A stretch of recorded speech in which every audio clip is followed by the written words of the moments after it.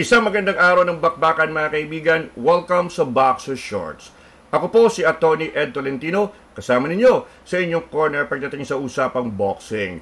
Dito sa Boxer Shorts, hindi po tayo nagpapamonetize. Handog ko sa inyo, diretsong opinyon, hango lamang sa ating passion at hindi sa anumang komisyon. At ngayon, sa Boxer Shorts, pag-usapan po natin sino ang boksingerong susunod na makakalaban ng ating pambansang kamao na si Manny Pacquiao.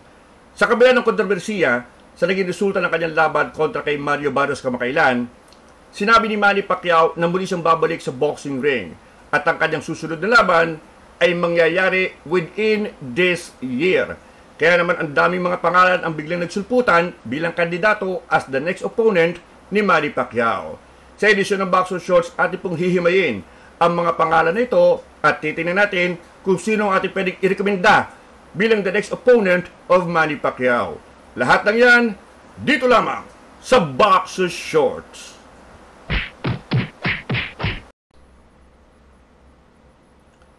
At nagbabalik ang Boxer Shorts mga kaibigan. Heto at pag-usapan natin ang mga boksingerong maaaring susunod na makakalaban ni Manny Pacquiao. Kamakailan mga kaibigan, nilabanan ni Manny Pacquiao si Mario Barrios para sa WBC Welterweight Championship. Pero ang kanilang pagtutuos ay nagtapos in a majority draw o tabla. Bagamat hindi naman natalo si Manny Pacquiao, kinakailangan niya ng isang desisyon, TKO o knockout win para formal na makuha ang WBC title kay Mario Barrios. Sa isang tabla kasi, yung challenger, mananatiling challenger at yung kampiyon, mananatiling kampiyon. So para kay Mario Barrios, kailangan lang niya na makatabla para manatiling WBC welterweight champion. So okay na kay Barrios yung ganung klaseng resulta. Sa kabila ng kontrobersiya sa nasabing resulta ng laban ni Barrios at ni Pacquiao, sinabi po ni Manny Pacquiao na tuloy ang kanyang comeback sa boxing. Na maaari siyang lumaban within this year bago siya mag-turn 47 in December. So all of a sudden mga kaibigan, ang daming mga pangalan na nagsulputan bilang kandidato as the next opponent of Manny Pacquiao. Ito yung tinatawag nating Manny Pacquiao sweepstakes. Lahat ay gustong makadaupang kamao si Manny Pacquiao sapagkat ang laki ng kanilang kikitain pag si Pacman ang kanilang katunggali. May mga requirement o kondisyones si Manny Pacquiao para sa kanyang susunod na makakalaban. Ang number one na kondisyon niya ay hanggat maaari meron kang titulong hinahawakan. Kaya po siya bumalik para muling maging kampiyon ulit itong si Manny Pacquiao. So, hindi na pwede yung mga non-title fight. Now, Manny Pacquiao fights in the welterweight division o 147 pounds. Kaya naman, kung sino man ang kanyang makakalaban, hanggat maaari, fights within that division, 147 pounds. At mas maganda, like I said, kung merong tangan-tangan na world title. Ito ang dahilan kung bakit tatingin ng marami, candidate pa rin si WBC champion Mario Barrios. Kasi nga, may titulo pa rin siya WBC. Prestigious yan, yung WBC title na yan. Pangalawa, yung pinakita ni Mario Barrios kontra kay Pacquiao, confirmed yung ating sinabi na siya ang pinakamahinang kampiyon sa welterweight division. Ang problema mga kaibigan, mukhang kokonti ang interes sa rematch na ito. Ang daming nakamiss kay Manny Pacquiao dumagsa sa Las Vegas, Nevada para muli siyang makita. At maraming na-impress because at age 46, pinakita ni Manny Pacquiao na he can still compete. Si Barrios, walang ipinakita. At parang nirespeto masyado itong si Manny Pacquiao na intimidate. In fact, one of the reasons Pacquiao lasted the distance is because walang pressure na ibinigay itong si Mario Barrios. Yung kanyang pinangako before the fight, na I will show that Pacquiao is already 46 years old. I will make him feel old. Ay hindi niya nagawa. At sa halip, na-intimidate siya sa aura ng ating Pacman. So si Manny Pacquiao, kung sila na naman maglalaban, siyempre ang gusto ng mga boxing fans, bagong putahe. That will keep the interest in Pacquiao. If you will fight the same opponent, and that opponent did not really exert any effort, did not live up to expectations, maaaring kokonti ang kumagat sa laban na ito. You fight another opponent, bagong putahe. Kasi nga po, nagmamadali na si Manny Pacquiao. Wala na siyang balak na sige, rematch tayo. Problema, yun na naman ipapakita mo. Baka medyo turn off sa mga fans yan. So, ibang pangalan na po ang biglang lumalabas ngayon. Ang unang binanggit na pangalan ay Gervonta Tank Davis, ang Amerikano na currently fights in the lightweight o 135-pound division. Yan po si Gervonta Tank Davis, isa sa mga pinakamalakas na sumtok sa boxing po ngayon. Okay, magandang laban yan, mga kaibigan. Pero delikadong laban yan para kay Manny Pacquiao. Pangalawa, bababa si Manny Pacquiao from 147 to 135, or will there be a catch weight around 140? Marami pang issue sa timbang kapag si Gervonta Tank Davis ang iyong haharapin. Si Tank Davis po kasi, may pagka-prima donna din pagdating sa negotiating table. Maraming requisitos yan, maraming kondisyones, particular sa timbang, sa mga rehydration clause, etc.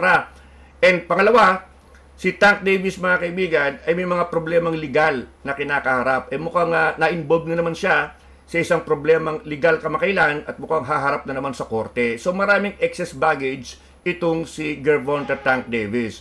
Pero mga kaibigan, ibang klase po itong laban na ito pa nagkataon kasi around 28 knockouts in 30 victories itong si Tank Davis. Although obligado pa siyang labanan in a rematch si Lamont Roach. So mabigat ang schedule, masalimuot na kausap itong si Tank Davis.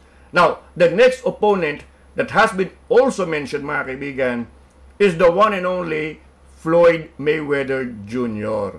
Ako, para sa akin, mga kaibigan, ito ang laban na gusto ko para kay Manny Pacquiao. Kasi unang-una, may edad na rin itong si Floyd Mayweather. Aminin na natin, mga kaibigan, si Manny Pacquiao at age 46, kailangan mamili na ng kalaban. Hindi na pwede yung dati niyang mentality na, oy, lahat kayo mga kampiyon, pumila kayo, aararuhin ko kayo. Hindi na po pwede yung ganoon. Maganda ang naging komento ni Keith Thurman sa performance ni Pacquiao kontra kay Barrio. Sabi niya, Manny Pacquiao look good but not great. But here's the catch. Even though he looks only good, he can still compete si Manny Pacquiao. Pero limitado na ang kanyang arsenal. So kinakailangan he has to pick his battles, ika nga. Wala na naman sa patutunayan eh. Ito na yung pang-wrap up na lamang ng kanyang career. So Floyd Mayweather, in my opinion, is a very good choice. Kasi pareho ng edad at pareho may mga issues sa inactivity, pero kahit paano competitive pa rin. Kasi yung mga exhibition bouts ni Mayweather, makikita nyo kahit exhibition yun, he looks like he's still in shape. Ano? Wala pong titulo na magiging nakataya sa labang ito. Sabi ko nga, ang gusto ni Manny Pacquiao hanggat maaari may titulo. Pero Floyd Mayweather yan. Pacquiao Mayweather 2, hindi mo kailangan ng world title para sa labang ito. Because yung pangalan lamang ng dalawang boksingero, pag iyong pinagdikit sa iisang sentence, will command attention. Pangalawa, bitin tayo doon sa unang laban 10 years ago, may problema sa balikat si Manny Pacquiao at hindi naging maganda ang kanyang performance. Ayun nga lamang, syempre, maraming mga boxing fans ang na-turn off. Kasi ang pangit, napaka-boring nung unang laban. Baka ganyan na mangyari ngayon, lalo na ngayon, pareho na silang gurang o matanda. But nakita natin, if they can still compete, marami pa rin ang interesado. Lalo na kung handa si Floyd Mayweather na itaya ang kanyang unbeaten record. Si Mayweather po kasi nagretiro, walang talo, at mula noon, puro exhibition na lamang siya, except for the fight with Conor McGregor. Sapagkat sigurista, itong si Mayweather, ayaw niyang mamantsahan ang kanyang kartada. Kung ito yung magiging exhibition lamang, walang kwenta po ito.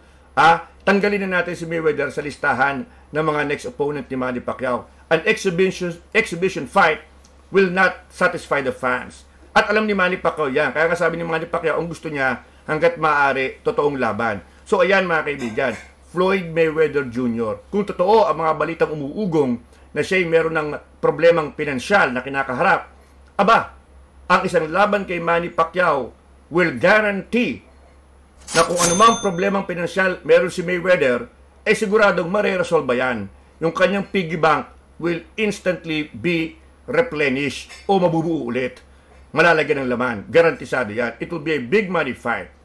Now, another opponent who has been mentioned, at mukhang ito ang tingin ko na in a way para sa akin na ito'y pasok na pasok sa qualifications, sa requirements ni Manny Pacquiao. Ang aking pong binabanggit ay ang WBA regular champion sa welterweight division na si Rolly Romero. Si Rolly Romero, with 13 knockouts in 17 victories, is currently the WBA regular champion. Regular pa yan, hindi pa yan full-fledged o full-blown champion sapagkat nandyan pa rin ang presence ni Boots Ennis, the WBA Super Champion.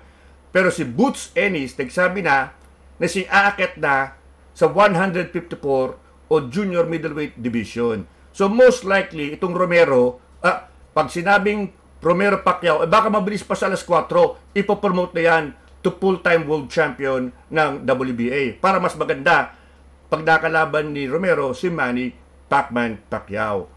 Ang tingin ko dito mga kaibigan, si Romero ang pinaka-ideal na opponent for a 46-year-old Manny Pacquiao. Why? Number one, well, sabi ko nga, may titulo, WBA. Although inaayos na yan para maging full-blown o full-time world champion itong si Romero. So may titulo. Pangalawa, yung kanyang skills, mga kaibigan, ay very raw.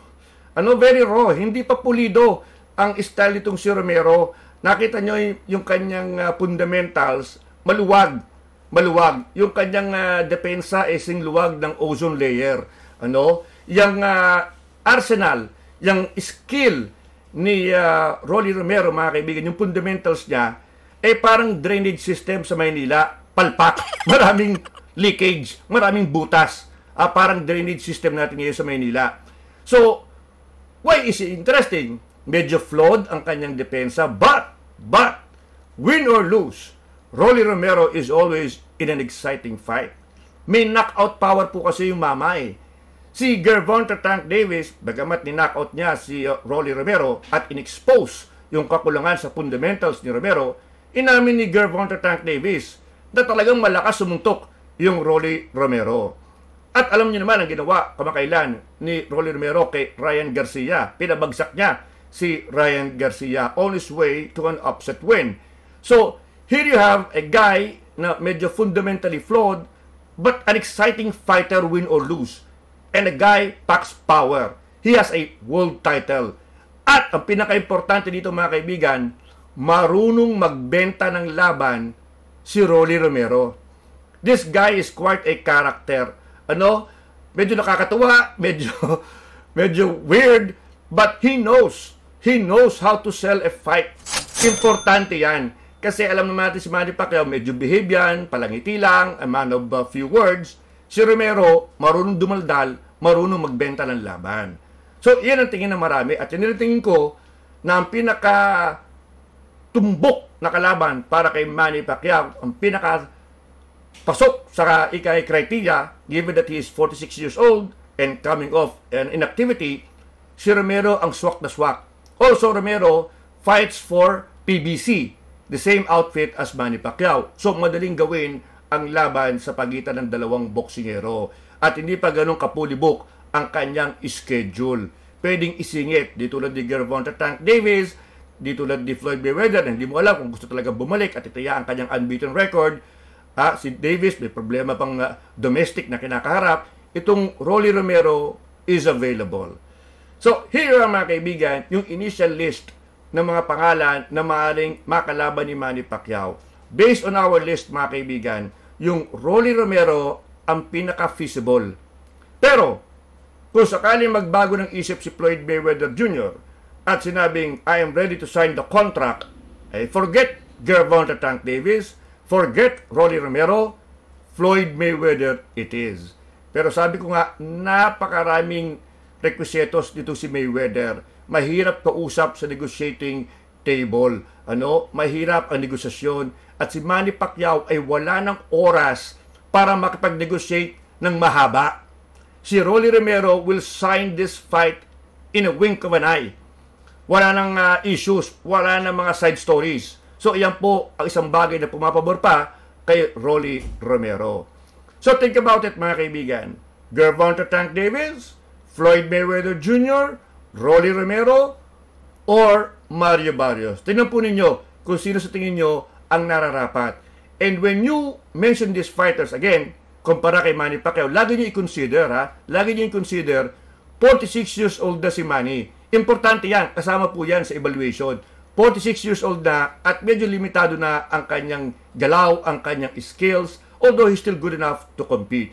In my opinion, so far, kung hindi babalik yung Mayweather, kung maraming demands yung Mayweather, get the fight na kahit papano interesting para kay Manny.